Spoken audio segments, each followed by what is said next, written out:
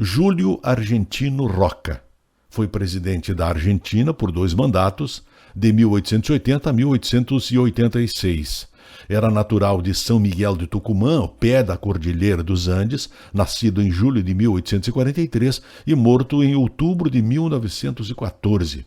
Foi veterano da guerra entre a província de Buenos Aires e a Confederação, ocorrida entre 1859 e 1861.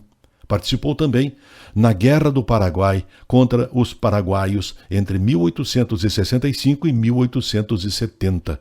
Conduziu a denominada Campanha do Deserto, a qual diversas fontes qualificam de genocídio e de purificação étnica.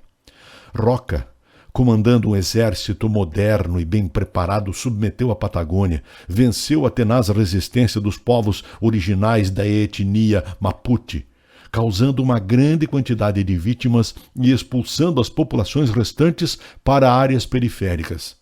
Se estima que a campanha causou a morte de cerca de 20 mil indígenas. As tribos que sobreviveram foram deslocadas para as zonas mais periféricas e estéreis da Patagônia. Cerca de 3 mil índios, homens, mulheres e crianças foram feitos prisioneiros e enviados a Buenos Aires, onde foram separados por sexo para que não tivessem filhos.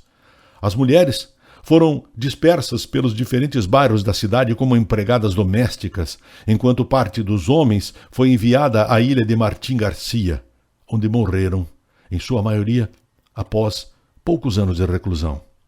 Lhes trago esta breve recuperação da história da Argentina e do general Roca, porque quando lá estive, especialmente atravessando a Patagônia, nos deparamos com vários monumentos do general Roca, depredados ou pichados.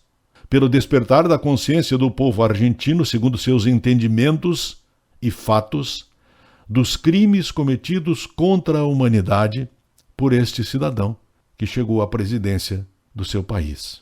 E agora, no Brasil, manifestantes atearam fogo à estátua do bandeirante paulista Manuel de Borba Gato, que foi juiz ordinário da vila de Sabará.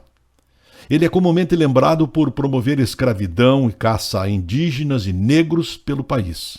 Não é de hoje que grupos pedem a retirada do monumento. Existem várias frentes buscando este apagar da história de Borba Gato como um herói. Ele foi um escravocrata responsável pela morte de povos indígenas durante a interiorização do território brasileiro. O movimento pela retirada de símbolos escravocratas ganhou força no planeta durante as manifestações pela morte de George Floyd nos Estados Unidos, em 2020.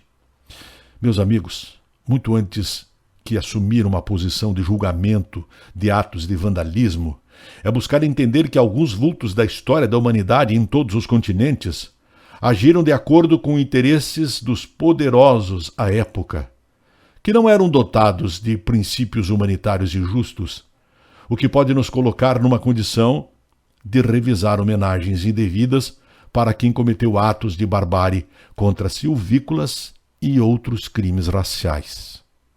Um grande abraço, um excelente início de semana para todos nós. Eu volto amanhã.